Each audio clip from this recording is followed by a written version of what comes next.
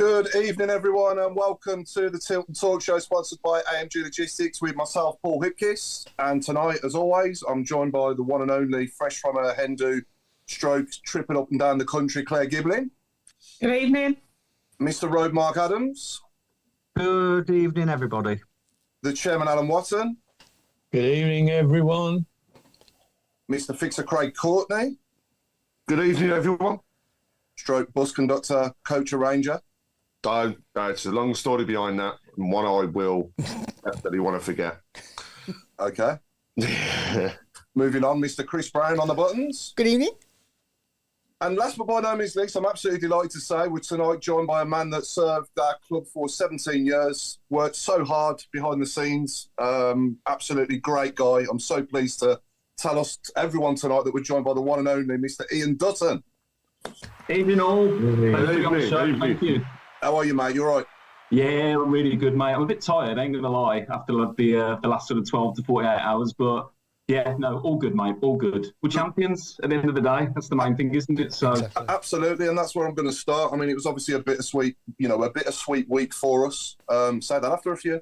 But, I think we'll start with usually start with the bad news, don't you, and finish with the good news. So I'm going to start with yesterday. Obviously, our first trip to Wembley for 14 years. And, apart from the football, most people I've spoke to have had a really good day out. But on the day, we just didn't bring it, did we? It was just, we fell short, way short on the day. And I think it was a mixture of, this is just my opinion, and obviously tell me if you agree or disagree on the chat, on the shout boxes, etc. But I was really hoping that he'd start Alfie May through the middle, Stansfield on the left, and Dal behind May with Keshi on the right, and leave Willem out altogether. He's just not really performed to the levels that we had earlier in the season from him.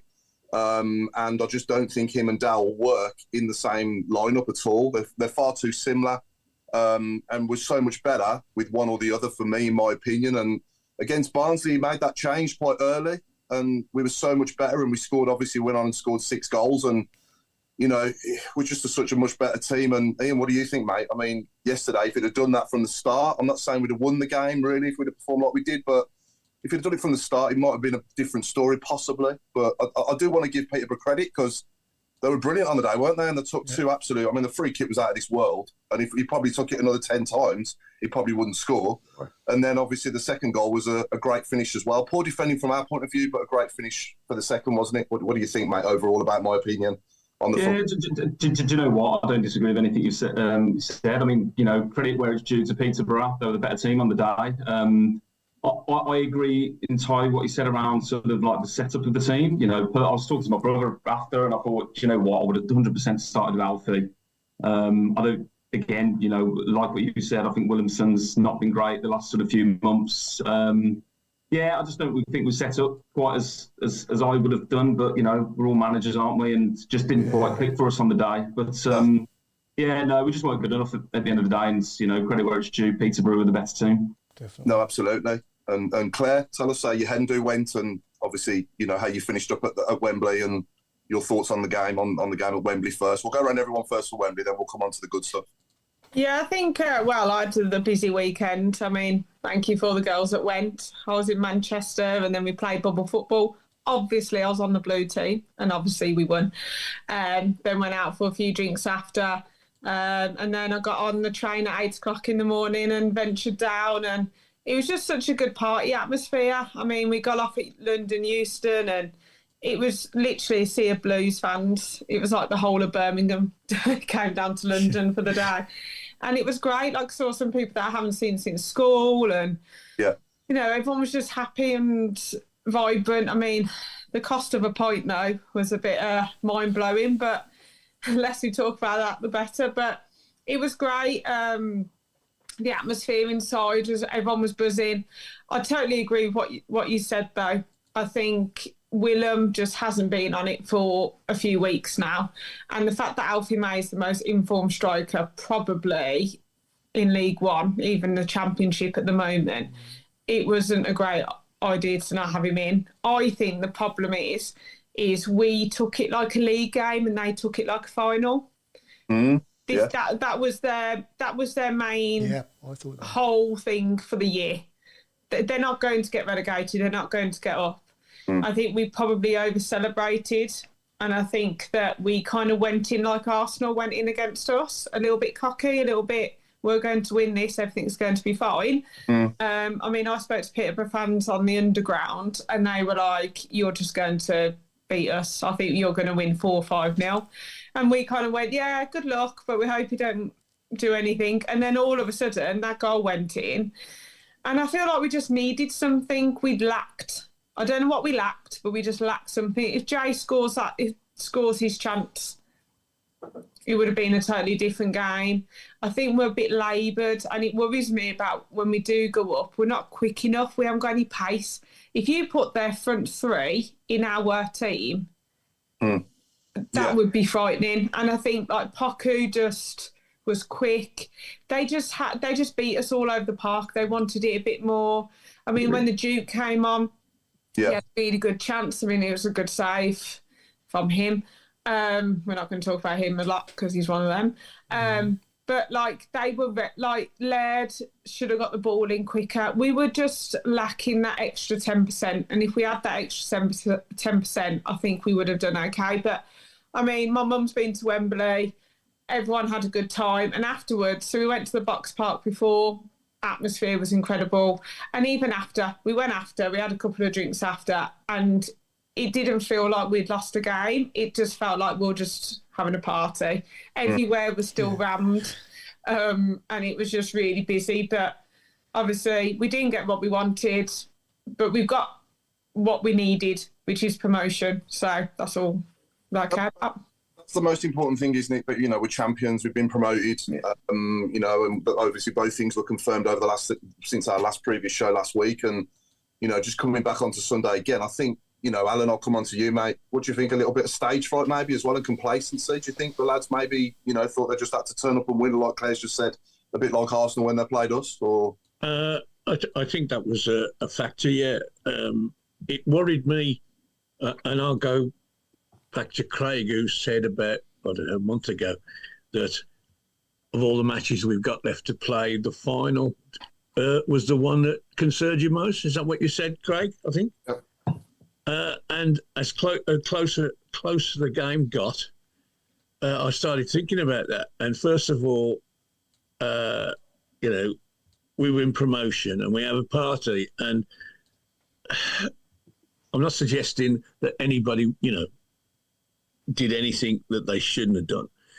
But it's a deflection from, you know, what is the purpose of my next game? And then we had a bonus celebration on Saturday, where promotion turned into champions, and I think that shone through. You know, it's yes, we were like Arsenal, yes, you know, but it was exactly like the Charlton game 8 months ago. You know, we had a lot of the ball, never created a chance. They scored not a great goal, a poxy goal, to be honest, but that can happen. Peterborough's 2 goals were worthy of winning any game, and we never ever looked. When was the last time we scored a free kick? I could go back. Granger against the Albion 2 seasons ago. When have we scored one since like that? And we've got direct free kick, you mean? Direct free kick. Hannibal that was, wasn't it? Against Bakuna against Stoke. But Bakuna last season at Stoke. Yeah. Okay. Won a season. Yeah. Won a season. And we've got players that should be able to produce something like that. And it was, you know, I just sat there dumbstruck, to be honest. I only had 5 empty seats around me, so I was really pleased about that. I don't want to discuss that. But, yeah, it was just, I mean, I'm glad you all enjoyed yourselves, because I didn't. Yeah, I do. It was just morose. Come on, dude. And we one of the things that kept getting to me was the silly little mistakes we were making. You know, a pass 5 yards that didn't go to somebody's foot. It was slightly behind them, so they had to stop and turn.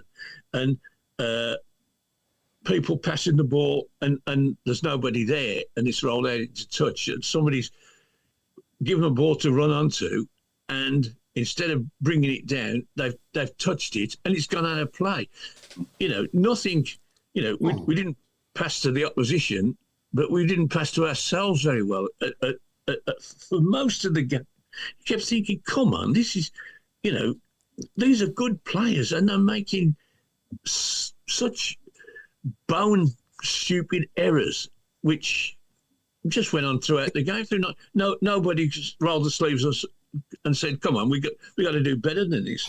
They came out at half time and you're thinking, but they've had a kicking off. Didn't seem like it. No. Because Peterborough started far better than we did. Yeah. I thought we got up the pitch a little bit quicker when Alfie came on through the middle and Jay went. Yeah, that's fair enough. Yeah. But I was surprised he took Laird off. I'm not going to lie. That obviously his pace down the right was giving us that outlet and bringing Gardner Hickman on for him. Obviously, he's not as fast. I mean, he delivers the ball probably better. But he delivers the ball. Yeah. I mean, it's the old saying: you keep doing the same thing over and over again and expecting a different result. It's insanity. Yeah. And Claire and I discussed it last night. I was sitting on the train. Yes, she's absolutely right.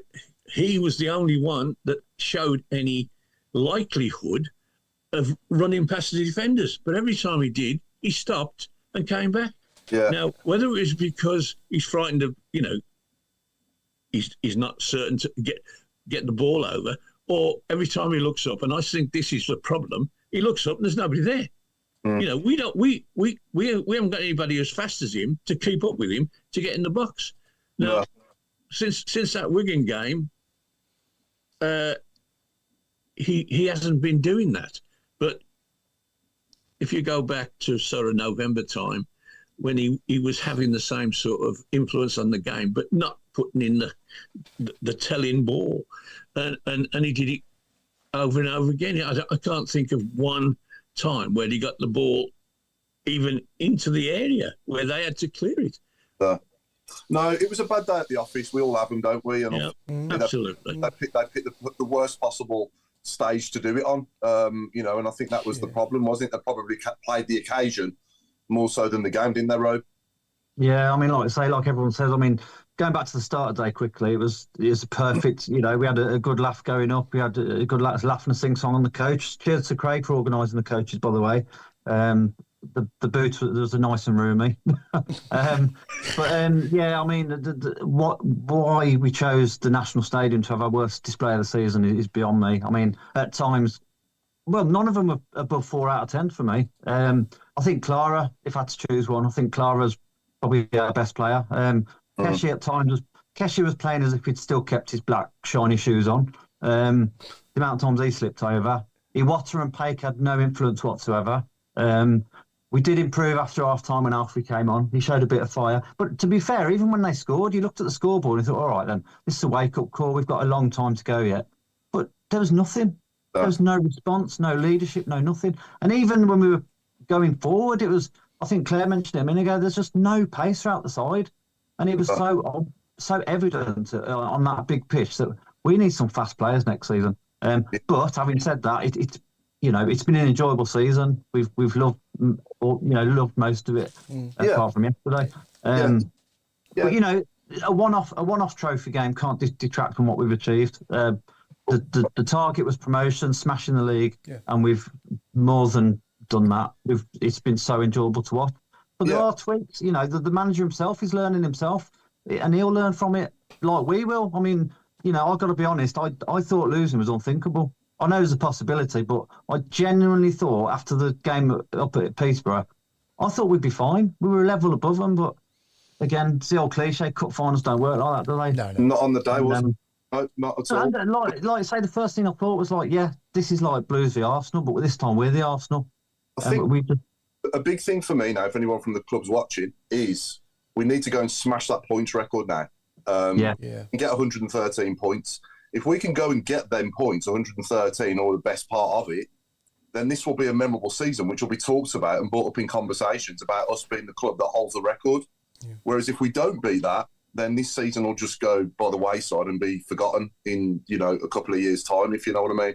Okay, we've been champions, we've been promoted, but it won't be as memorable if we don't beat that points record, in my opinion. What do you reckon, Craig? Yeah, but do you know, I want to buck the trend a little bit because I've got to give total credit to Darren Ferguson and the Peterborough team. Yeah. Yesterday, absolutely. I'm just talking about the whole. Just on yesterday, they did to us yesterday what we have done to every team we have played this season, which is a constant high pressure as soon as they have the ball, and when getting the opportunities, getting it forward into space. Now, their front three, and I'm going to say it's a front three because that's how they played. Yeah, phenomenal for pace. We couldn't cope, and they twigged that after the first couple of minutes. Jay Stansfield, I don't know what it is. I don't know whether it's confidence. I don't know whether it's positioning. He is just not himself at the moment. I agree. I'd have started with Alfie. I think Williamson was he was out the game. The problem was with Paik and Iwata that every time they got forward, and same with Laird, they were whipping the ball over the top and spanking us with pace. So we lost to 2 fantastic goals. And arguably, across the whole of the game, they didn't have many more chances. We had all the possession, but we couldn't break them down. But Tom Wagner kept them all back for those that stayed in the stadium. For those that stayed in, he kept them all back when they collected their medals. And it will no doubt come out at some point what was said, but there are snippets of it that have been put in the Birmingham Mail today. And I think what he has put in there is so, so true, which is basically we started the season where people were like, you're going to find it really hard. You're not going to like it. This is going to be tough. And people are, you're not going to do it. You're not going to do it. And I always remember going to the open house when he turned around and he came on the stage, and the first thing he said was, we know it's going to be tough, but FEA. So for those people to know what that abbreviation, he came out with that yesterday as well, which was, we had the 2 main things: get promotion, get the title. Yeah. What happened yesterday, I don't think we'll kick those players on for next season. What it's going to do is kick those players on for the rest of this season. And like you say, go out for that points tally. But I don't necessarily think we'll get the 113. I hope we do. But I don't think we'll get that. However, we're going to beat the league record that Wolves set. We're going to take the EFL record as well, that Reading set, because they're two more bonuses for me this season than yesterday. When I spoke about yesterday was a free hit. It was a bonus game. It was nice to be at Wembley. And it's one I'll never forget. We didn't get the result, but yesterday I was able to go to the game and have 3 generations of my family there. Something I didn't think would happen. Claire's took her mum. Her mum's first time at Wembley seeing Birmingham. Now, the disappointment was written all over the kids' faces, but and tears in the case of my youngest daughter. But it's disappointment because we've been so good all season, and that to me is the positive spin to take out the whole lot of us. Peterborough deserved it on the day. Peterborough beat us. They were a better team. Yeah, we can have no complaints about that. No. The one thing, though, I would complain about, sorry, Craig, the referee was abysmal. Yep. The referee wanted the game to be about him. He had the whole limelight, and I'm not going to lie, some of the decisions were shocking. Yeah, agreed. They took so long to do everything. Yep. They went down holding their faces, and all of a sudden it was their shoulder. Yeah. And I'm there going, and he allowed it. And I was just like, and he's waited 15 years to do that. And some of the quotes that the referee said, and I'm just there going, you're not a good referee, mate. I'm sorry. But even my brother was there with my dad. And my brother was like, I don't normally, because he used to ref. And he was like, I don't normally say how bad referees are, but he's one of the worst I've seen. So I do think Peterborough played well, but the referee tried to influence it. When you look back at the highlights, there were 2 areas where I think, we perhaps on another day would have got a penalty with a different referee. Yeah. The time wasting was absolutely ridiculous. It was horrendous throughout. But what we didn't do enough for me was we tried to highlight it. I mean, come on, Chris Davis got booked, and he got booked for telling the truth. He's just shouting out what was going on. It took the referee about 10 seconds to get over there anyway. He knew what he was going to do. It was almost as though, right, at some point I'm going to have him. But everybody could see it as well. But the frustrating thing is, the other people seem to think he was superb, and it's just like, no. No, you obviously don't go to 4 matches if you think he was superb. Exactly. He wanted an upset, didn't he? He was helping. He wanted it to be about him. Upset. It was all about him. By the end, I was like, I'm fed up of it. I'm looking at you.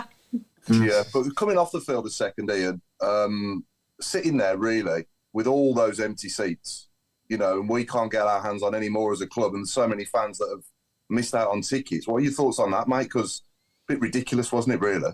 Yeah, no, I know what you mean, and we could have sold them ourselves, couldn't we? Them extra seats. Yeah. I don't know because knowing obviously working at a football club and understanding the operational side, I don't know the setup of Wembley. I don't know if there's certain segregations of the home and away fans in the inner sanctum. I just don't know. If it was the fact that they just didn't want to give us any more because they didn't.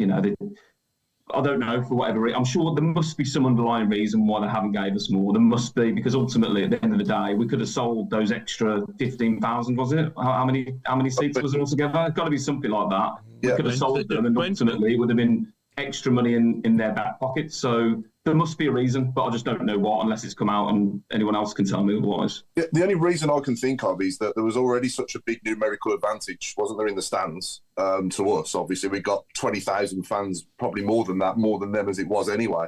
And they just wouldn't allow us to get that over like that of what it already was. But to me, I mean, there was Club Wembley in between the top tier and the Peterborough fans anyway. So yeah. I don't see it. I can't think of a reason why they couldn't have done it.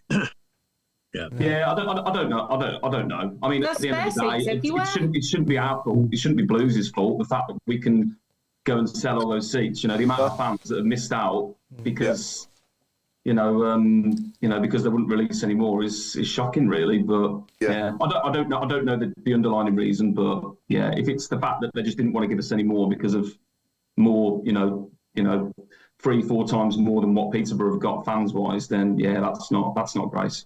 But also, as well, they're missing out on a fortune of money. Exactly, absolutely. Yeah.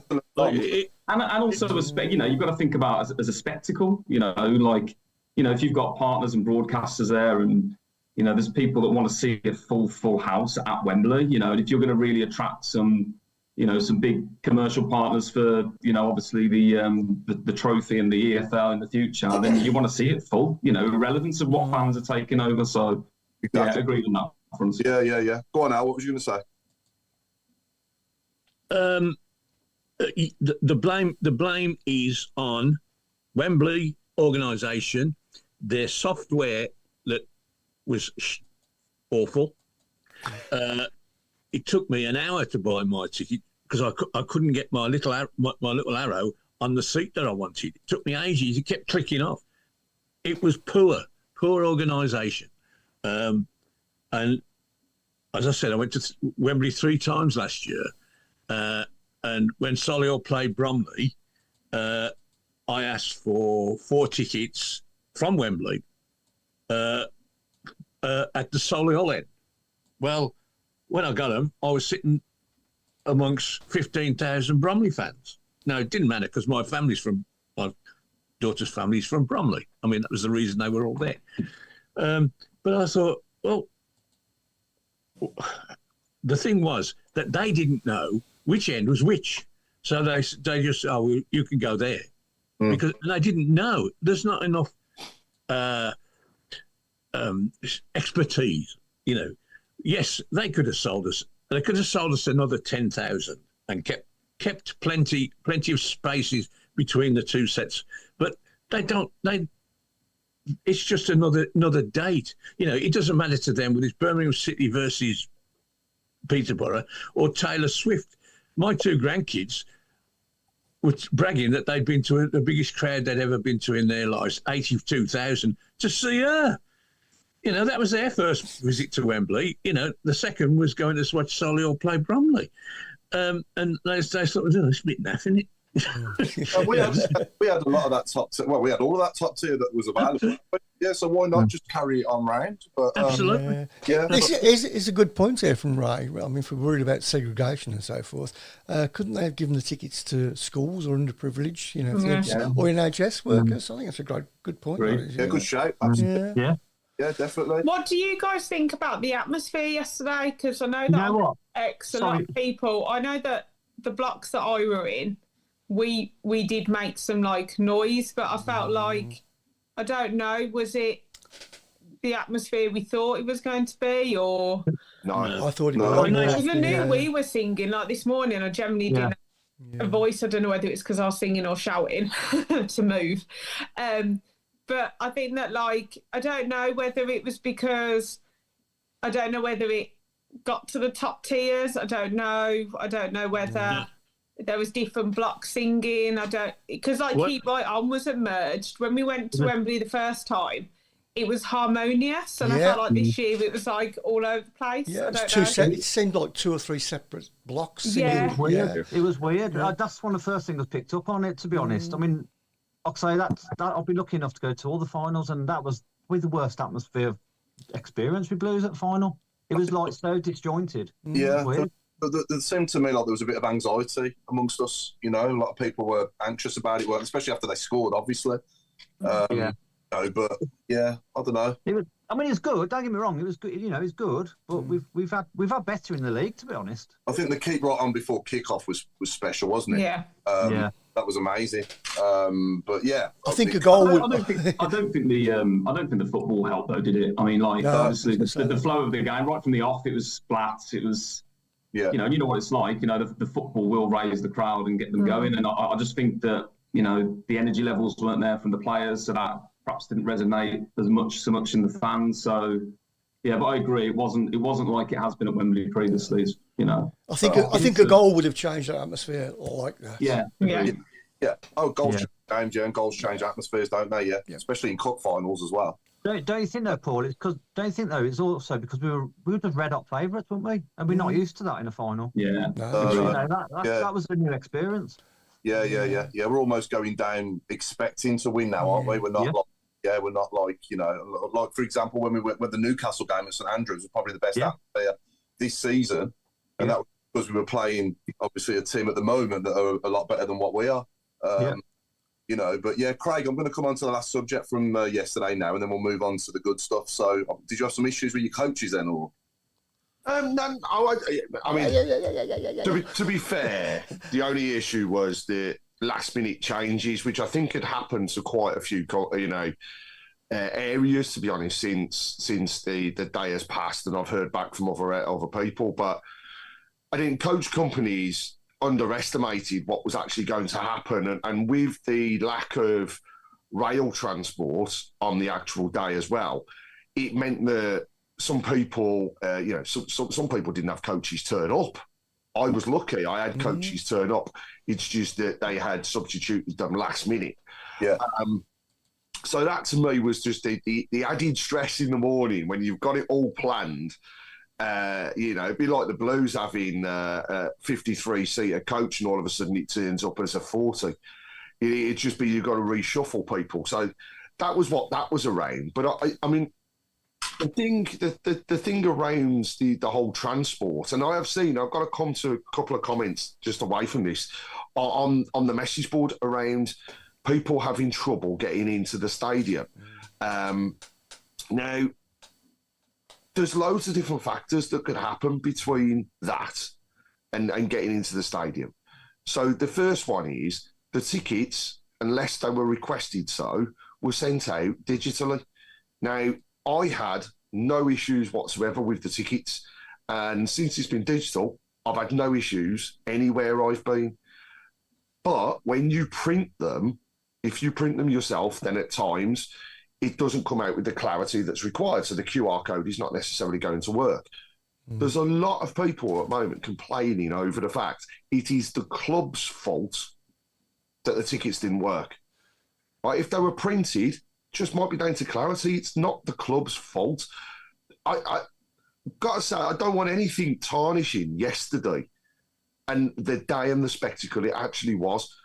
We had the debacle with the tickets to start off with. Wholeheartedly agree. We could have sold more. Think brilliant idea from Ray. If they couldn't sell them, give them away. There are plenty of people that are there. Yeah. Did people see and did people note that as the club and the foundation, we took the kids from the school that the foundation have supported to their first game? There were also loads of other areas that they supported throughout that was shown. When I walked out, I followed a group of kids who were all in high-vis vests. They were all coming from an underprivileged area and the club had supported them getting them through the door. Tickets and not scanning. Stop it.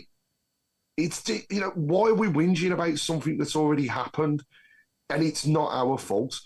Sorry, Craig, did people actually not get in the stadium? No, people have got in, but what they're saying is they got in late or they had to go to the ticket office at Wembley and get a reprint of a ticket. That's not the fault of the club. So for me to come out and go, are we going to talk about the debacle around, you know, tickets? What debacle? There were 45,000 plus Birmingham fans. We all got in. That's not a debacle. If there are a small number where the printouts didn't work, then okay, they didn't work, but got tickets, got in. So it's just a shame, and I'm sorry to have a rant, but it's just a shame that we've got to complain and whinge and say it's the club's fault over something that's completely out of our hands. So I know there's messages on the message board, but I'll be honest, I don't want to go through any more of those. I think, as you know, the day was brilliant for fans. Fans got to make memories. We didn't get the result we wanted, but actually, I was a little bit disappointed, but I'm not overly disappointed because we're still champions of the league that we're in. We're still going back up to the championship. And we've got one hell of a future to look out for because the owners and the club are going places. There's big things still to come. Yeah. You know, it wouldn't surprise me if they don't surprise us with something else. It's just, I really don't understand it. But everything else done. Yeah, hopefully we won't have to play in this cup final ever again anyway. Exactly. You know, and at least we won't be holders and going after it again. I mean, Peterborough now can regain it for a third time. Yeah. Exactly.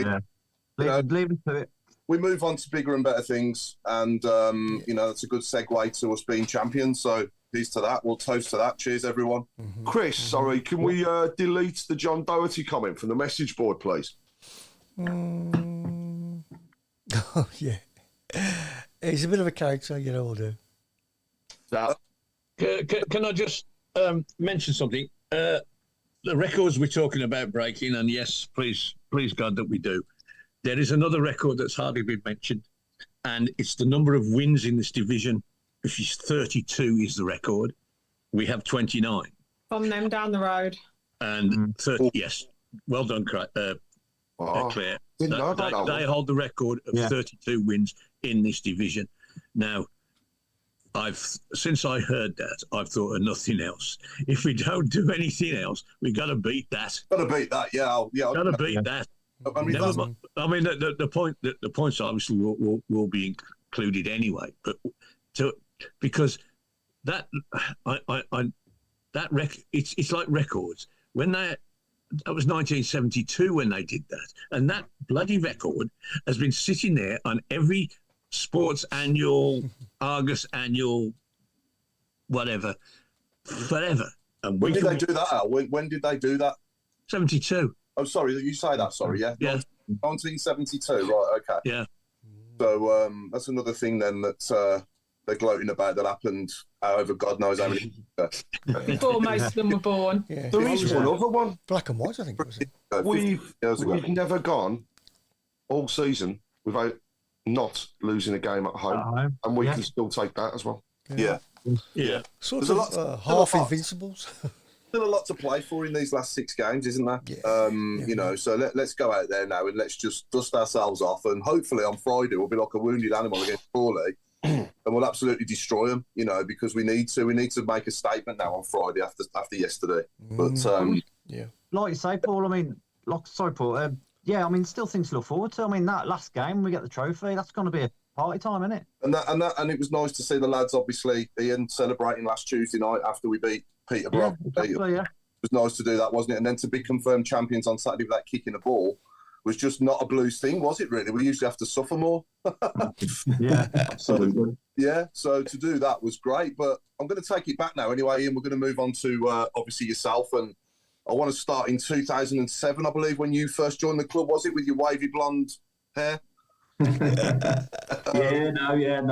It's 2007. Started at the club in the commercial team as commercial sales exec. Had a brilliant few years. Obviously, up and down in the Premier League, Championship, commercial manager, and then commercial director for up until 2022. Up until I got the role as MD for the final couple of years of my reign. So it was. Listen, I have loved absolutely every minute of working at that football club. You know, it's my, I was a season ticket holder for 15 years prior to that. I have got so many fond memories, so many friends, both working at the club and also fans. So it was a brilliant 17 years, mate. Don't be wrong. There was a lot of heartache along the way. Oh, God. A lot of challenges, a lot of adversity that we had to really, really go through. But overall, I wouldn't change it for the world. 100%. No. Tell us how it all came about at the beginning. How did you sort of come about getting the job when you first came into the club? Did you something you applied for yourself, or did you? I did. Yeah. So my background before working at Blues, I actually worked in France for 3-4 years as a water sports and outdoor water sports instructor. So windsurfing, rock climbing, kayaking, all that kind of stuff. That's what I did from when I was about 18. Yeah. Went up the chain it's a company called Acorn Adventure, actually. They used to be based in Halesowen, I think Stourbridge now. But worked in France, worked up to become a centre manager, and then I went to work for their head office in Halesowen on Mucklow Hill, worked there. But I just, I saw a role come up at the club that I love as to work in their commercial departments. Went for it. Actually, do you know what? The weird thing is I went for it, went for the interviews and everything, but I didn't actually get it first time round. They employed someone else. And then I think it was about 3 weeks later, there was another similar role come up in the commercial departments. And I think the agent Wright at the time, he was our commercial manager. He basically said, I interviewed a lad a few weeks ago, bring him back in. And that's the rest is history then, got the role and away we went. Well, once upon a time, I got interviewed twice to be the club shop manager in 2008. Okay. By a guy called Phil Sutton. Do you remember Phil Sutton? Phil Sutton, yeah. He was the guy who interviewed me twice. And I pretty much got the job, but then it was actually him that was leaving the club. And we were about to be taken over by Carson Young, etc. Going back to this is big end of 2008, beginning of 2009. And he actually, Phil Sutton, to be honest. You don't remember him, no? No. He actually advised me in the end not to come into the club and be the club shop manager. So he said I would. God. Yeah. He advised me to swerve it, so I did at the time. So yeah. Yes, to know that's how I got into the role. Obviously Karen and was MD and had the Sullivan Gold era running the club. My first boss was Stevie Bruce. As a manager, obviously first manager when I was working there. As he was there for about 4 months, I think it was. Then McLeish coming in thereafter, and what a lovely guy, McLeish, absolute top bloke. Yeah. So. Yeah, it's a shame. Shame he left the way he did and he went where he went, wasn't it? Because he'd probably have a statue now outside. Yeah. Oh God, absolutely. But I think even he realises that he obviously made a bit of a big mistake with that one. But he was the one manager to win us. The League Cup and, give us some honours, in recent years. So, nothing would ever take that away from us, will it, Sam? No, not at all. And, Yeah, I mentioned Newcastle earlier, and I want to take a brief moment just to wish Eddie Howe a speedy recovery from pneumonia. He's got pneumonia, hasn't he? He's in hospital. Yeah, I heard that today. Going to miss the next couple of games, and hopefully he's back in the dugout sooner rather than later and makes a full speedy from that as well, because he's such a great manager, isn't he? And hopefully one day will be the England manager as well. Yeah, well said, Paul. Yeah, absolutely. So, Dots. A certain Mark Meredith, who is, I think, currently over the Atlantic at about 37,500 feet, has joined us on the message board and has said that when you started, you were like a magazine model back then, apparently, with your wavy hair. When I actually first started, I'd just come back from holiday, and I had long hair, and I used to use, there was I put bleach, like sunning, I think it was called, on the hair, and stupidly came back with like white, long blonde hair, a tan. There you go. Yeah, I think he's just jealous because you had hair and his was falling out. So don't worry about it. I'm gonna go with that one as well, Craig. Absolutely. I was going in a bar with him, but when I went out with him on Saturday night, we were going into a bar prior to the NIA, and I told him he had to take his cap off, and I thought he was going to cry. Oh dear. But no, some great times, Ian, anyway, when you was at the club at the very beginning, obviously, from 07, all the way up to 11, obviously, we win the League Cup. Tell us your experience, when we won the League Cup. What did you sort of do after that, and where did you go? Oh, God, yeah, no, it was just an amazing day. The build-up to it, obviously beating Villa in the quarters, West Ham in the semis, and obviously getting that trip to Wembley. And I think we obviously talked about it earlier, the fact that, I don't think any one of us expected us to go there and turn Arsenal over. And we did, and I think that's probably, I remember the atmosphere. Didn't we have some record for the atmosphere at Wembley at that particular game?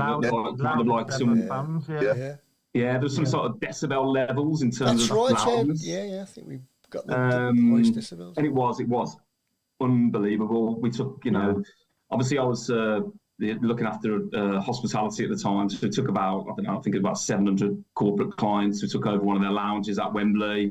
We took another 300 corporates to Stoke Park as well, so we had like a pre-dinner there and Club Wembley seats.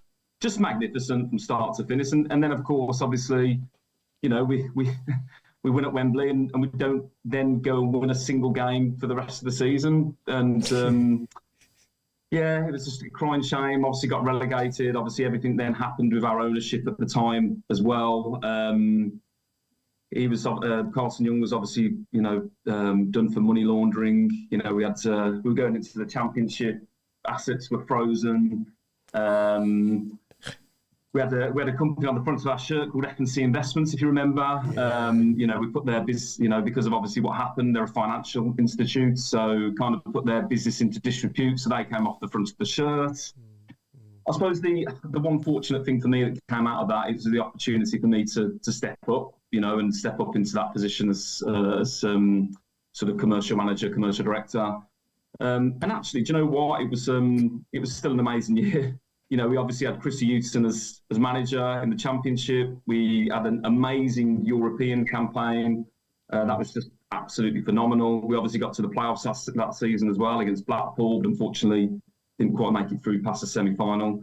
But yeah, it was a bit of a roller coaster, that's for sure, time. And again, just wouldn't change it for the world, absolutely. And then we obviously move on to, from Chris Shute and then to Lee Clark, and obviously Lee Clark then goes and Gary Rowett comes in and stabilises us for a few seasons. And tell us about, obviously, the time when sort of Rowett got sacked, because we didn't really recover from that, did we, for a long time? It was just a merry-go-round of managers, one after the other. I think we all agree that, he shouldn't have got sacked. We were, sixth in the league, I think it was at the time. I think new owners had come in, just prior to the new Chinese ownership, and obviously they wanted to make a bit of a stand. Whether there was some underlying issues around, like a bit of conflict between the new ownership and Gary, I'm not sure. But they obviously felt, let's get a bigger, big name in the hot seats, and that's when obviously Zola came in, and it all came crumbling down, unfortunately. Yeah. So that was a tough time. And then obviously, old Harry came in to rescue us for the final 3 games of the season, and that we did as well. So, but yeah, no, it was the wrong decision by the club at the time, and I think we all know that now. And it was kind of like the start of, a lot of challenges for us over the sort of next 4 or 5 years thereafter. But it is what it is. Yeah, no, absolutely. And it's fast forwarding then to sort of the last few years of your sort of time at the club, working at the club. Talk us through the day in the life of Ian Dutton, working for our former CEO Zuen Dong Ren. Was that an interesting? I mean, for your personal career, I guess it was good, right? Wasn't it, to be the MD of the club? You must have been pinching yourself when you got that role. Oh God, yeah, absolutely. And do you know what? It's an absolute privilege and an honour. It genuinely is, and it still is to this day. And I think it's fair to say that the ownership and and everything around the sort of that level of the football club was pretty non-existent. Fans are in disarray. Obviously, protests, every single game, and I think they felt that they needed someone that hopefully has a bit of a connection with the football club. Obviously, fan himself can obviously be that sounding board for fans, and has got a lot of knowledge and a lot of expertise in terms of running the business side of the football club, and yeah, that's when they put me in the hot seat, and it was I'm not going to lie, it was a testing time. I think if you remember, I went quite out of the traps when it comes to like social media, and I just wanted to constantly communicate with fans and to just keep them updated, because I just hadn't had any communication for years and years and years, and I just wanted to make sure that they felt like the club did respect them, and that we did know that we feel their pain. And it was challenging, but you know what, the thing is as well, it's I worked with some really good people. Forget obviously that sort of hierarchy, the ownership side. Actually, do you know what, in the inner sanctum, there's some really, really good people who genuinely cared about the football club, and and some of them still work there to this day as well. And it was hard, but actually without that group of people, from some of the leadership team, the likes of Craig, Mark Smith, Jess Paulson, all those, they had my back and they had my full support, and and likewise, and not just the leadership, everyone, the commercial team to the football staff. There were, there's some really, really good people working there, and I don't think we really, recognised them enough during that time. And it was just obviously the ownership at the time just didn't do us any favours. But it was very challenging, a lot of hard work, no 2 days the same, but I wouldn't change it for the world, because it's obviously an honour to serve at that level of, as a big Blues fan as well. Yeah, and I've obviously been in meetings with you myself, haven't I? And I've never seen a man's phone so busy in all my life, It's just it went off a few times, that's for sure. For sure. Yeah, but no, I'm sure I speak for everyone when I say thank you for all those years of service, mate, and what for one of our own to work his way up as well within the club and finishing up, going from commercial sales to finishing up being the MD. It's something you must be very proud of. And I am, and do you know what, and that means a lot to me, Paul. Thank you ever so much, mate. But I couldn't have done it without the fans either. There was, I even to this day now, I get people. I was at Wembley yesterday, and it's it's quite humbling. There's still people that come up and shake my hand and say, look, you know what, thank you for everything you did during some really tough times. And it was just, it's nice to have that connection, and the fans really supported me, and I'll forever be grateful for the support they gave me and showing me during that period. Absolutely. And am I right in saying you're the man who bought us street food as well? Yes, well, it wasn't just me, but the team of people behind the scenes, alongside Jake Malbasser had a big play in that, actually, to be fair to him, and we just tried everything we could. We didn't have any huge amount of budget to go and play with, but we just tried to be as creative as we possibly could, try where possible to enhance the matchday experience. That was really important to us.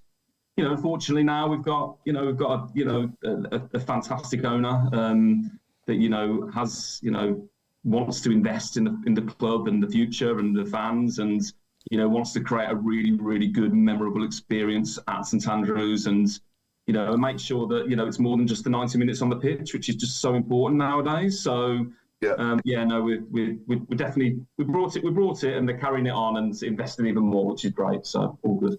Yeah, and just tell us a little bit about what you're doing now, Ian. Obviously, you've been gone 12 months now, and I believe you're at a business called SGI, isn't it? Sport. Tell me what it stands for again. Sporting Group International. Yeah, Sporting Group International. So, so I suppose my real sort of passion when I worked at Birmingham, and what I really excelled in, was as a commercial director for a long time. I looked after, one of the areas was obviously managing the whole partnership division, and creating and bringing on really meaningful sort of partners, storytelling partnerships. And that's fundamentally what I do now all over the world. So I'm MD of the UK division. So we fundamentally broker sponsorships. So if, we support the likes of Birmingham, other clubs all up and down the country, not just football. We do a lot in cricket, in boxing, endorsement deals for individual athletes. We're doing quite a lot in the States at the moment as well. Yeah, so it's brilliant because it's what I love to do. It's matching up brands with rights holders and the opportunities that they have. Could be naming rights deals of stadiums, shirt sponsorships, official partnerships. And that's what I do now. And actually, so the owner of the company, don't know whether I mentioned him earlier actually. So the guy that employed me 17 years ago, a guy called Adrian Wright. Don't know if you remember that name. He was, commercial director. It's his company, so he owns the company. Very, very successful man. The business has been going for 9 years now. We've got headquarters on Temple Street, but we've got an office in Spain, in Italy. We've got 2 offices in India now because we're doing loads in India.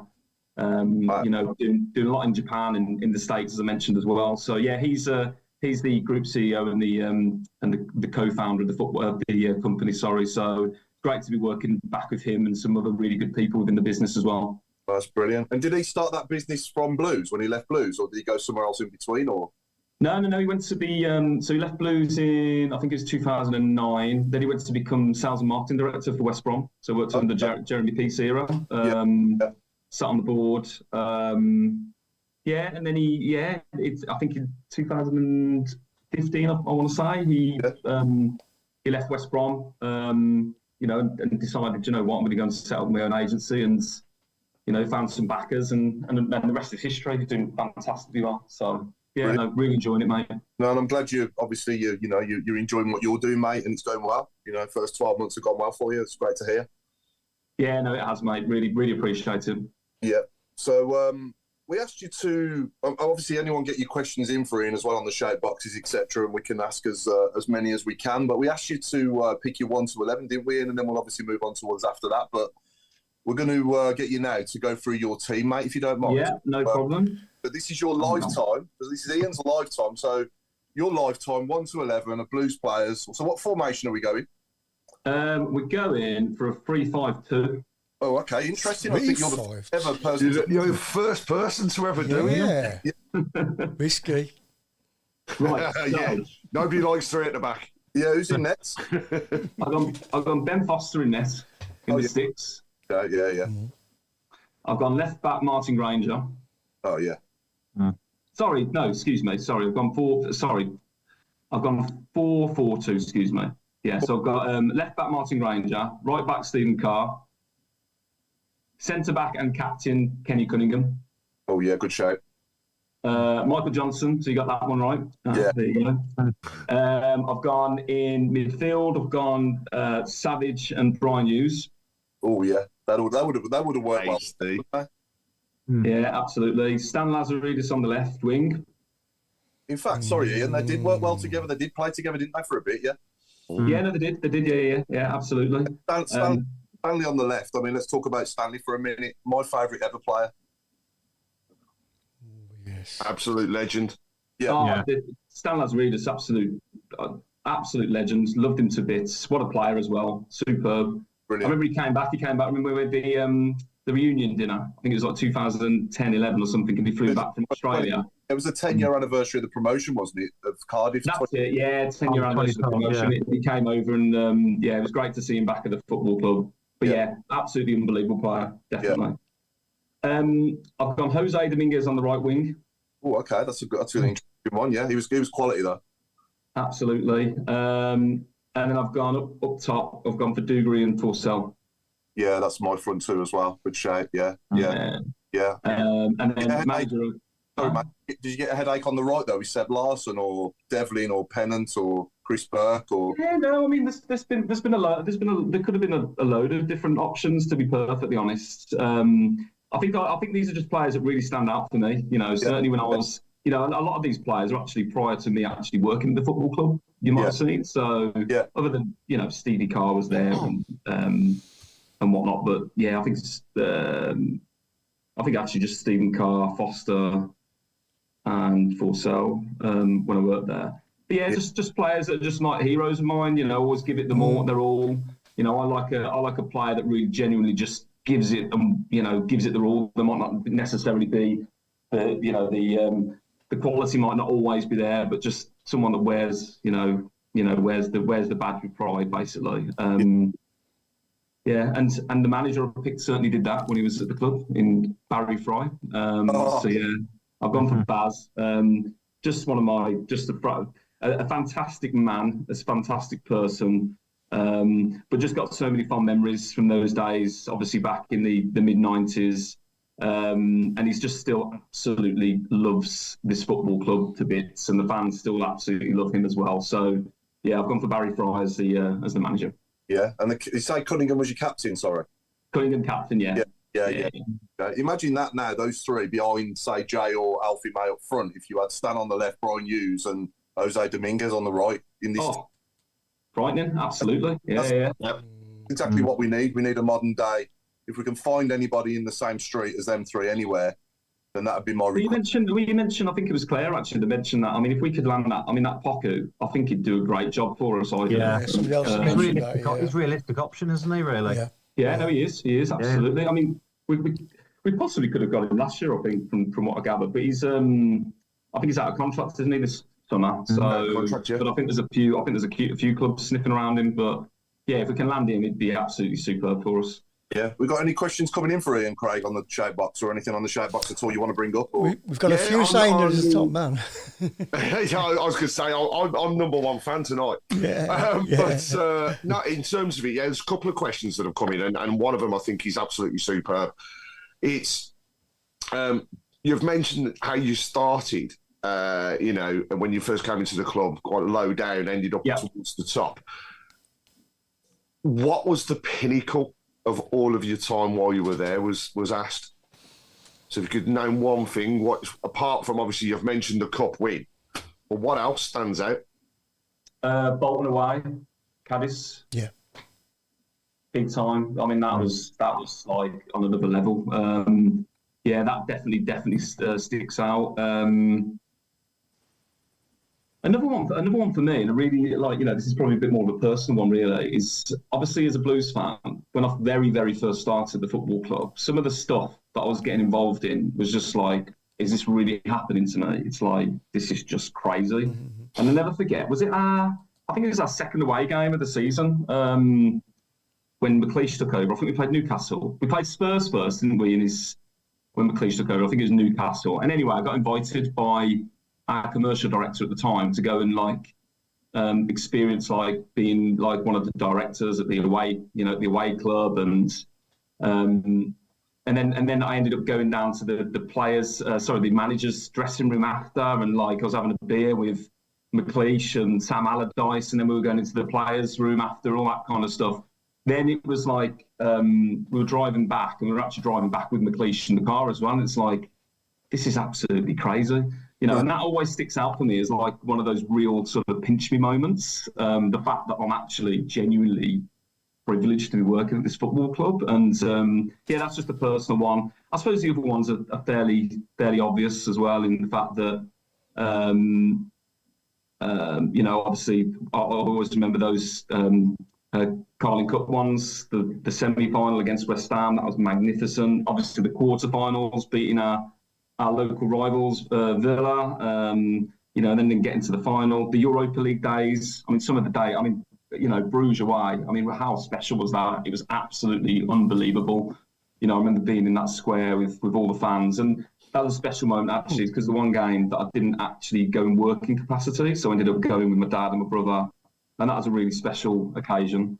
My wife actually works for the Blues, so she doesn't there anymore, but she left probably 6 months ago. So obviously met my wife there. So yeah, another highlight reason. You've got to say highlight now, Ian. This is being recorded.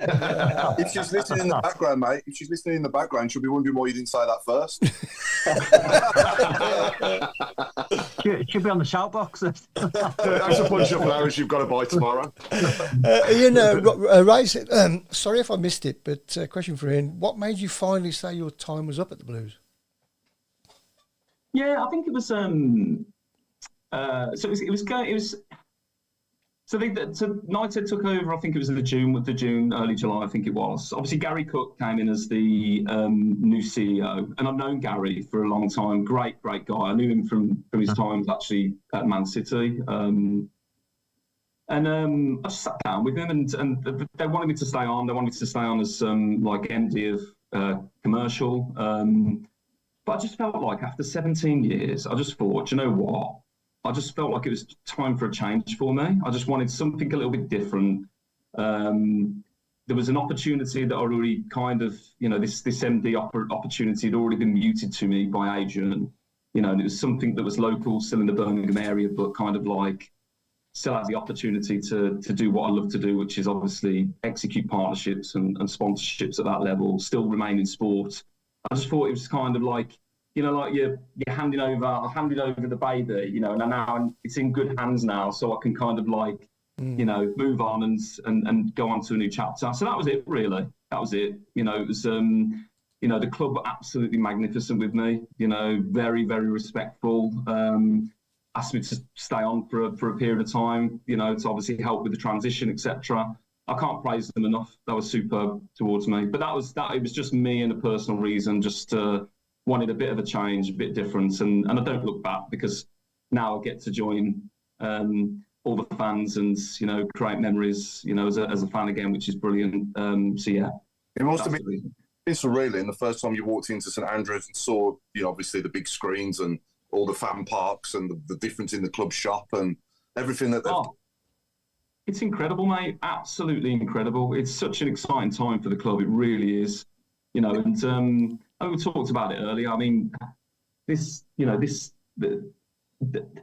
don't underestimate how hard it is to get out of League One, because it's hard. There's been big clubs like the Blues that have tried and failed on several occasions. Yeah. So for us to, bring in a super talented manager, do some wonderful deals in the, in the player market, is just absolutely fantastic. And to have the potential to go on and win some of these records, that some of which I didn't even know about. I knew about the points one, but some of the others I wasn't, is a great position to be in. The fact that coupled up with, the communication is just so on point from Tom Wagner and the leadership team. Yeah. The investment that they're putting in not only to the football club, but into the community is just absolutely fantastic. It's a club for the city. We are genuinely, we've got the name Birmingham, and we're absolutely smashing it now and making sure that everyone knows that we are Birmingham. And that's what they're doing on so many different levels. So just so exciting to see what the future holds and see what the next steps are, because yeah, I agree. I think it's, I think we've got a real bright future ahead of us. Yeah. One of those next steps is going to be an Amazon documentary. Claire, you surely have to make it onto that documentary. I hope so. Let's see. I mean, the pictures they took of me at Wembley, literally, you could explain the game in them, to be honest. Yeah. So, the name of it, though, has to be Joys and Sorrows, doesn't it? Surely. Yeah. I'd hope, or like we keep right on. It's got to have something. But I mean, I ended up on Sky Bet on the video on there as well, celebrating us getting promoted on Tuesday night. So let's hope. If I do, don't I? Don't. Actually, Paul, we haven't discussed that too much. Claire, you were there. Robe, I think you were there as well. Yeah.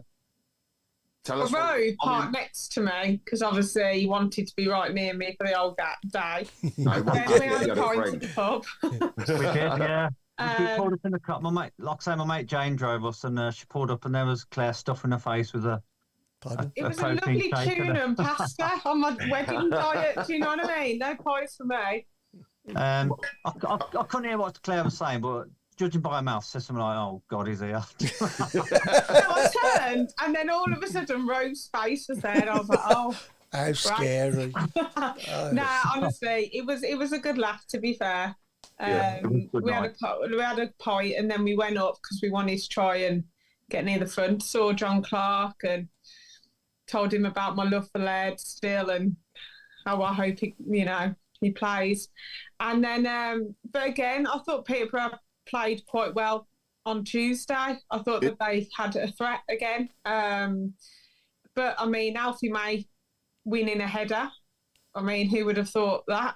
Yeah. And then obviously they scored.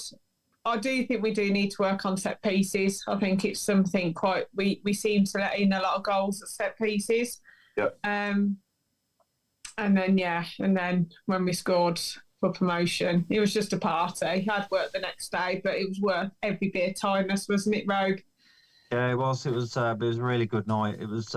It sort of whetted the appetite for Wembley a bit. But yeah, it was. I don't think anyone wanted to leave the away end, did they? Everyone just wanted to stay and have a party. So yeah, it was good coming out. And I don't know if you saw it, Claire, coming out afterwards. We saw sort of the executive offices and sort of Craig Garner was leaning out the window and joining in with the singing and all sorts. So yeah, it was a really good night. Yeah, I'm really glad. I think, away from home, we've sold out every game. We did get a little bit of stick about tickets at the start of the season, and it just meant something Tuesday. I did get a bit teary when that final whistle went. I think. Yeah. How we felt when we got relegated. I mean, I bawled my eyes out. And it was like the best thing ever then to be there for that moment. And it was just brilliant, really. And, when you go up and down the country and, I know that it's my choice to do that, but it means everything to see us get promoted. And, I can't wait to, instead of travelling 2 hours, go 3-4 hours to Portsmouth and Southampton and Sunderland and Ipswich and Norwich and that. So, yeah, it's been a long road, but at least there's been more joys and sorrows this season. And, it's the people that go.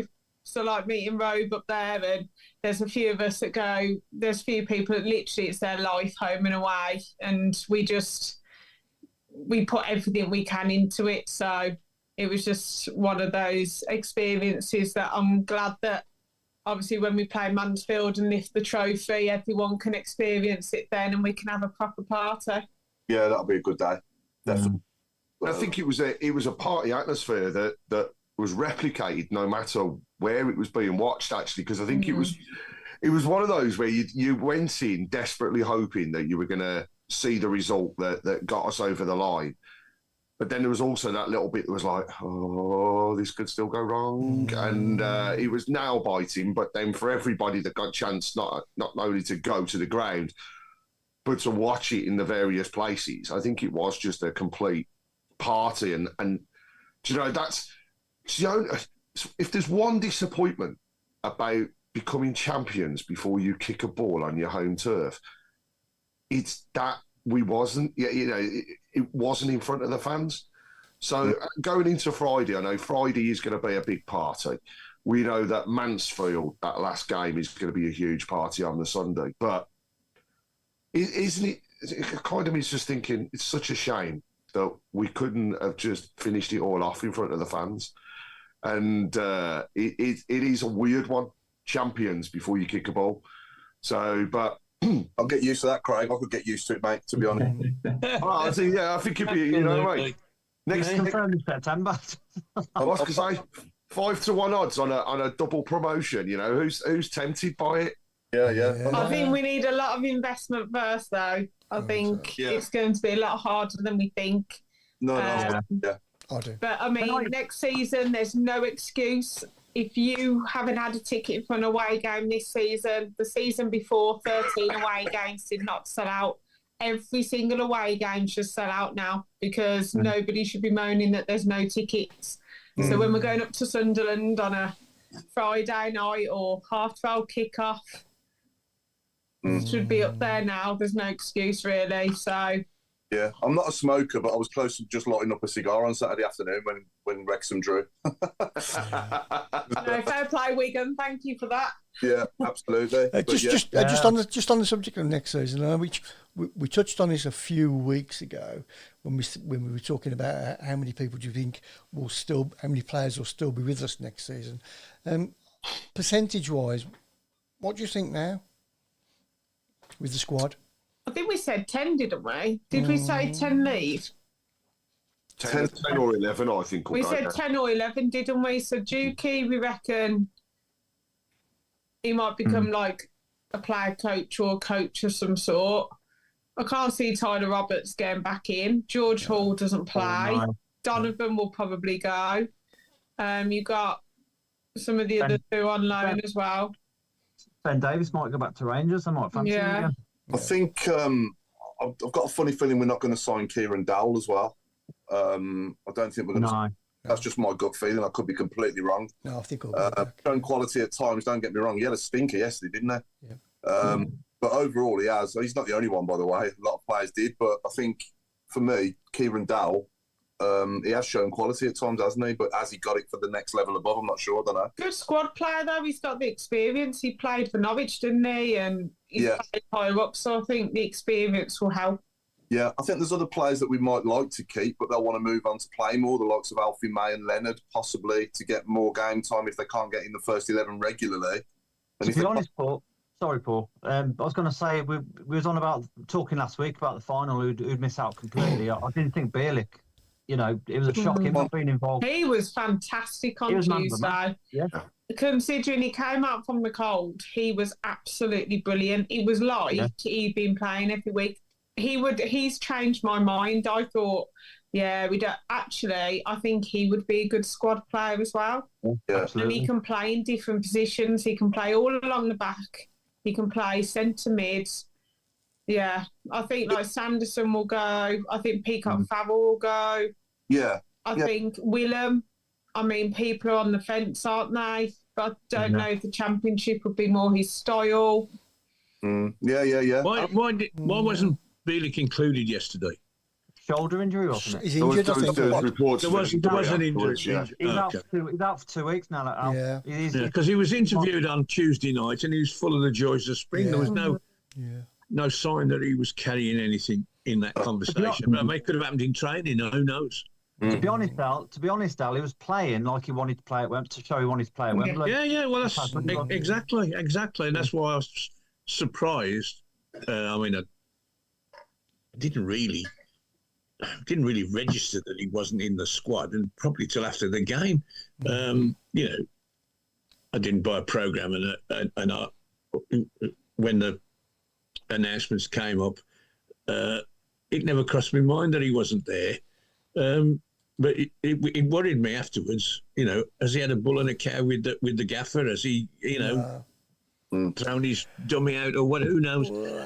But I'm glad to hear it's only an injury. I would like to see him leave, whatever position or he warrants in the squad. I think he would be valuable. And I think probably the loanees. I think we should be talking more about, of all the loanees, which of them would we want to keep, rather, because otherwise they'll all go back, won't they? But is what's his name? I call him Taylor Swift. Is he a loanee? Gordon Hitman, no, he's signed now, isn't he? He's signed. Oh, yes, right. Of course, yeah. So that's good, because I would certainly want to keep him. Luke Harris will go, I think. Yeah. He's been a little bit better, he has, hasn't he, in the last couple of appearances? Yeah, I just don't think he's going to have it at that level, unfortunately. I do think we need some people who are a little bit bulkier, got a bit more about them. Yeah. Like Clara's made for, he's like a good Championship player. He's got, you know. Yeah, you can just see Clara's an absolute find, isn't he? What do you think, Ian? Any players you think won't have a problem at all at the next level above? I agree. I agree with I agree with Bielik. I mean, Bielik for me has been a really decent player for us recently. Because he went downhill a little bit, but he's come back.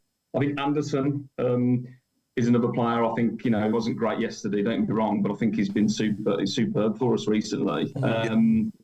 Obviously, we've got Jay and Alfie, and I think they'll be able to do us a job. I do think we definitely need some pace in the team. I think we're going to be lacking pace. Like I said, if we can bring someone like that Poku, hungry, got some speed, can really, drive those wings, then yeah, definitely. So yeah, and then there's a few, probably not gonna cut it, but yeah. Yeah, it'd be nice to get players from Premier League clubs that can't quite get in their team, like that 18 who played for Newcastle against us. He'd give Cochrane a hard time, didn't he, that night, even if it was on loan.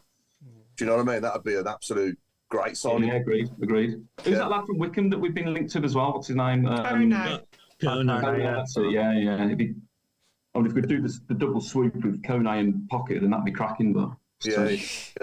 I mean, we scored 100 goals, didn't we, this season? It's hard to say, but at this level, it's going to be a different level altogether, isn't it, in the Championship? It's almost like a different golfing class between the Championship and the Premier League, isn't it? Similar. The one thing I will say is, obviously, this season, though, we've kind of like, every team that's come to us, it's kind of been their like cup final, hasn't it? So they have sat back a lot, Yeah. And the games that I think we've really kind of like played at our best is when the teams have come at us. So like Wrexham at home, probably our best performance of the season. Newcastle, when they came, should have won really in my eyes. Just opened up, and we're gonna maybe it might suit our style of play, playing against a better opposition in the Championship. But we're just another club at the end of the day, and not like the big guns. So don't know. Yeah, 100% agree with that, mate. Yeah. I mean, a lot of opponents, Paul. Sorry, Boyd, but you're right. Yeah, they may as well be wearing San Marino kits. That's the mentality. Just keep the score down. Yeah. And I think the rest of the games that we have are going to be very similar, unless people now go, they've won it. It depends on what they're playing for, isn't it? So like Burton, I think they need to get some wins. A lot of it's about pride this time of year, isn't it? For the ones that are safe. And then, I think below us with the playoffs, it'll be quite exciting to see who does that. I mean, I think Shrewsbury are down, but like Cambridge, it depends if they've got something to play for. So should be good. Yeah, absolutely. Chris, we got any? I think Cambridge will be gone by then. Yeah. Yeah. Unfortunately for Michael Morrison and Gary Gardner. But Burton will be the big one because they're still in with a chance. Plus our record at Burton is shocking, and all the omens and whatever. That will be the one. If we win that, then you can say this side is very, very, very good to go into that situation in a place where you don't like going very often and do the business. That will put a stamp of authority on the end of the season, saying, "Yeah, we haven't done this by halves. We are the business." And next year, if we don't buy a single player, we will be in the top half of the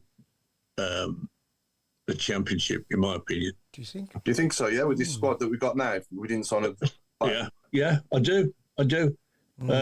Because I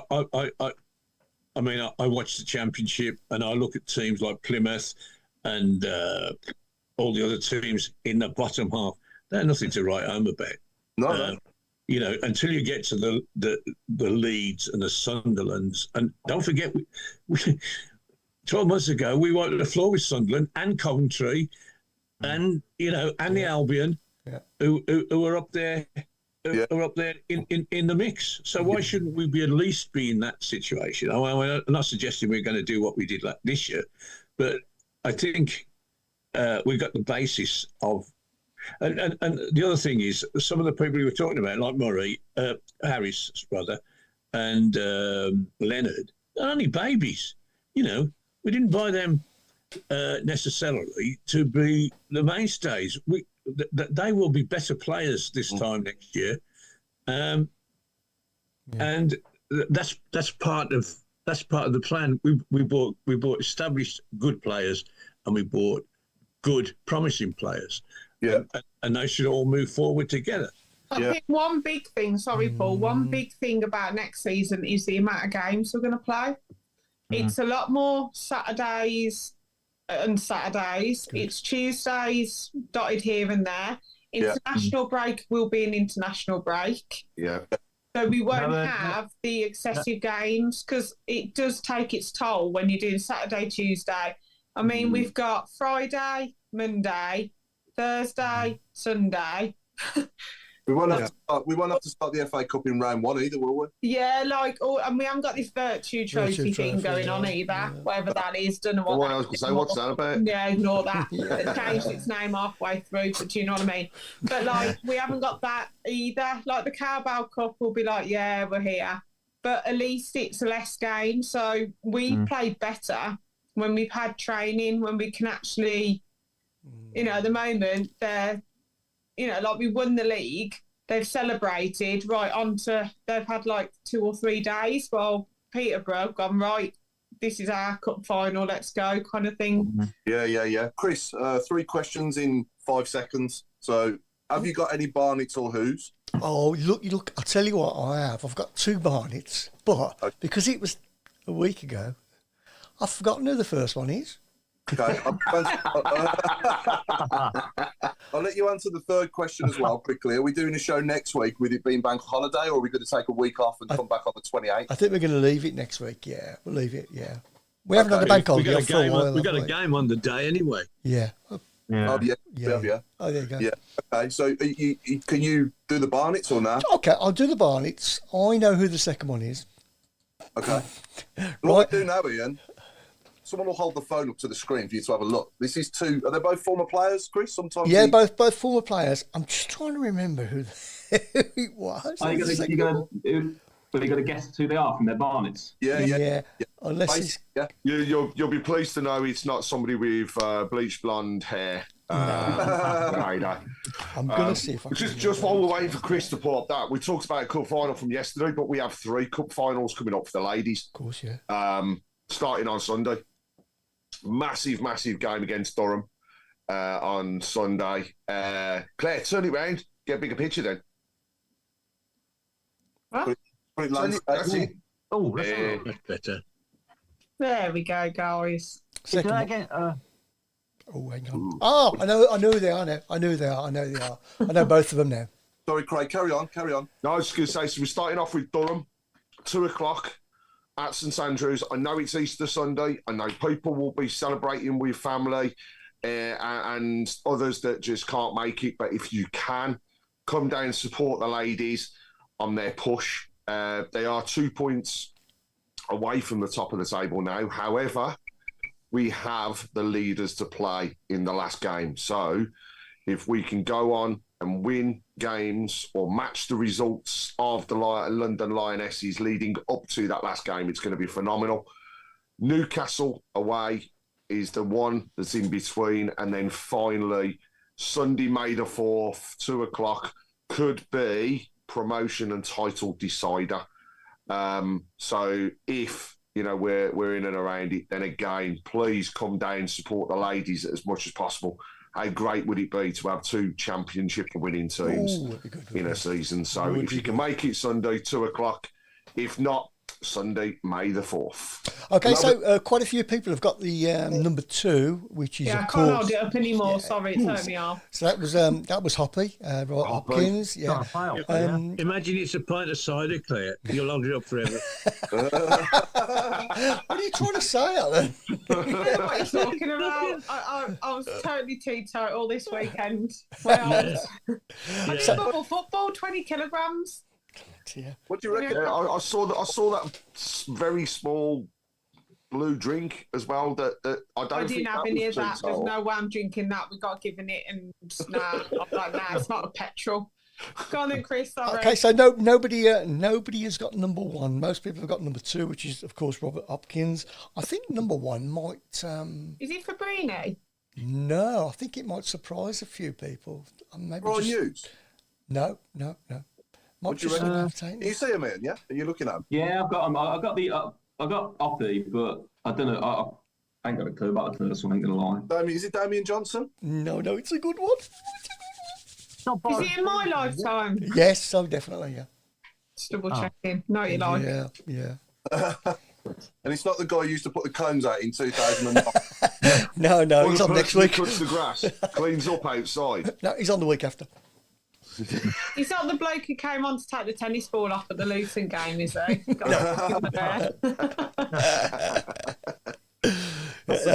No one on YouTube has got it. No. Is it Lee? I'm going to go for a rascal one. Is it Lee Bradbury? Nope. Can you give us the position? Because I've got to say, it's a toughie. Forward. It's his head. He's a forward. And he's Forward. It's not Howard Thorrington, is it? No. I'll give you another clue in a bit. okay. When you've given up. Has he played within the last 10 years? Oh, hang on, let me think about that. 10. I think might just scraped in. Yeah. 10 years. Scraped in. Yeah. Is that a clue? No. That's To be honest, he's a can I just proper say, Chris? tougher. Chris, you've blended into the sort of background, so it looks like you're a floating head.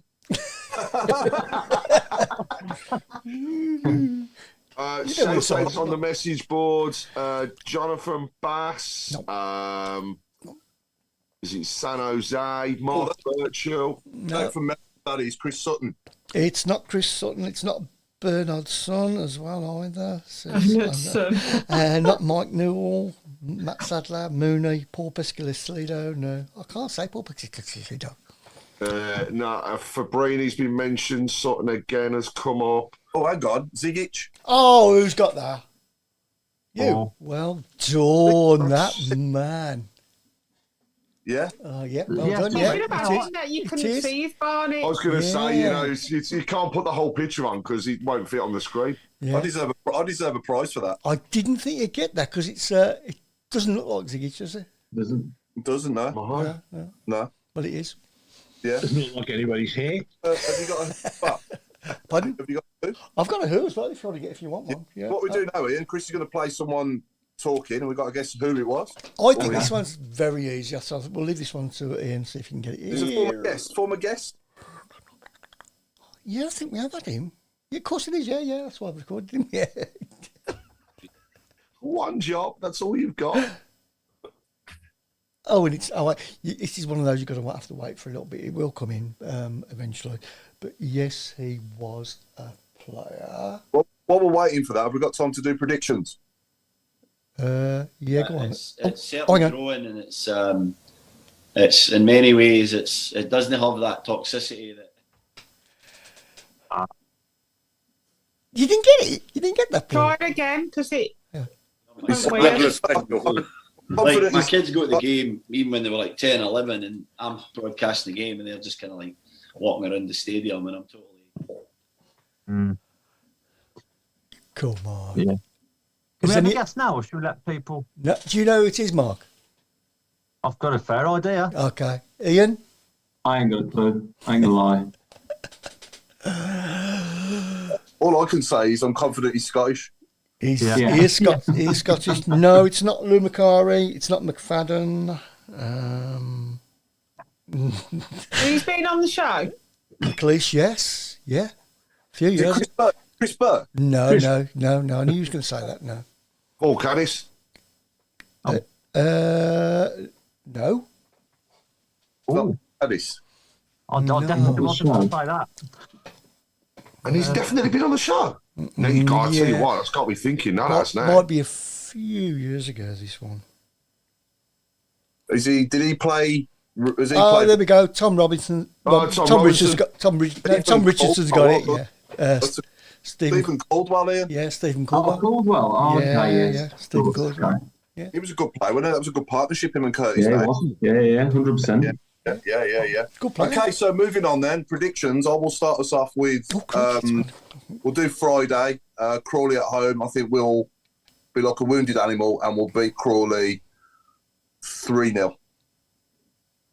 Okay. What about Burton? Burton on the Monday. I'm going to go with 2-1. we'll win 2-1 away. So I think we'll win them both. What do you think, Claire? 4-0 on Friday. Very out there for me as well. Normally, I give them a goal. Burton, I think it'll be 2-1 as well. Yeah. Rob? I think 2-0 on Friday, and they're a bit of a bogey team, Burton, so I'm going to go 1-1. Okay. Bogey ground, any Alan? Yeah. Well, as my local team, Crawley, I will give them no chance. 5-0. Oh, Okay, that'll do. Craig? Well, I'm going to give you Mark Meredith's ones first because he said it'll be 3-0 on Friday and 2-1 away at Burton.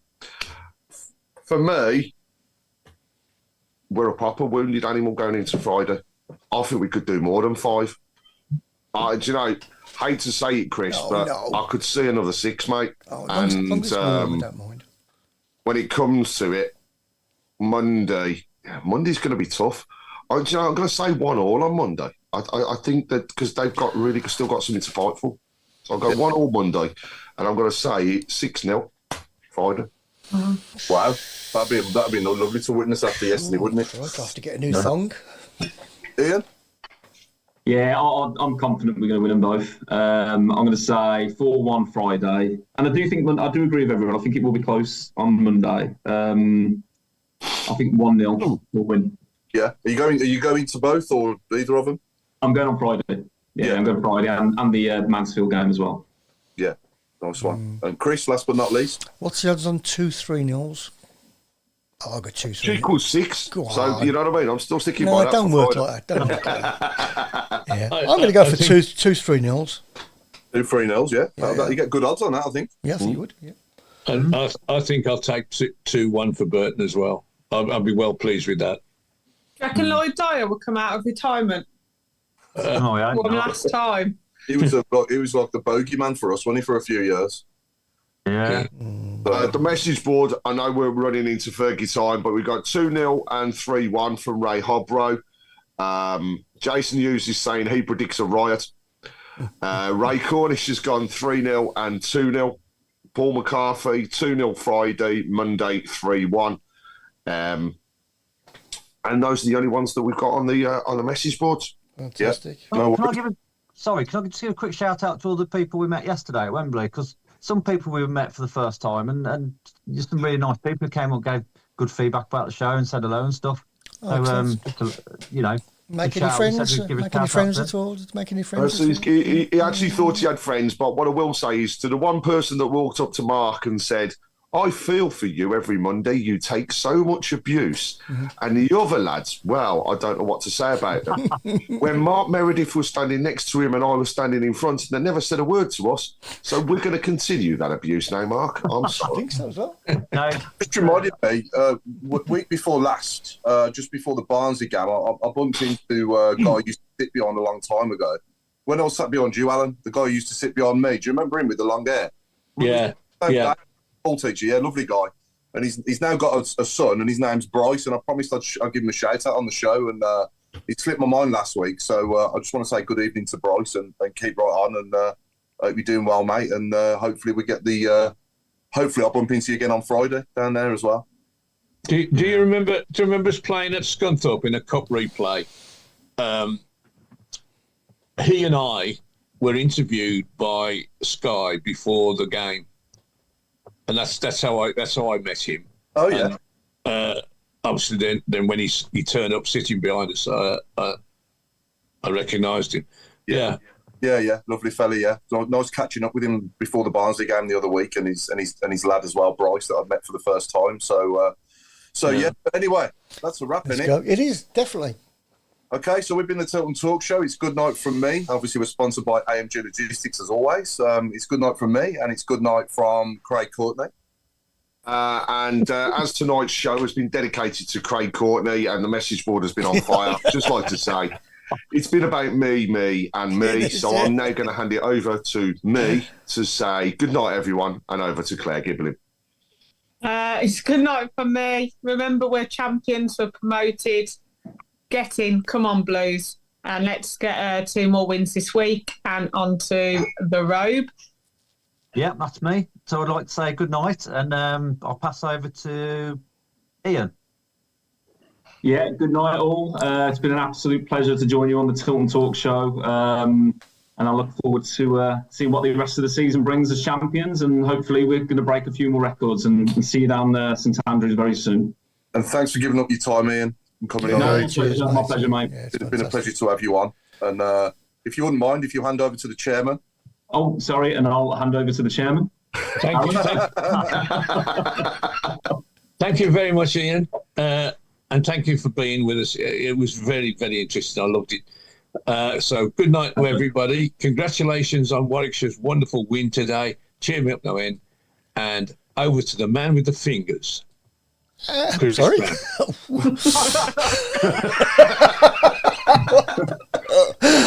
What a reputation. I know, yeah. And I'm now the man with the fingers. Oh, good night, everybody, and we'll see you again soon. And Mark Meredith said good night, even though it's still daytime where he is. That's nice of him.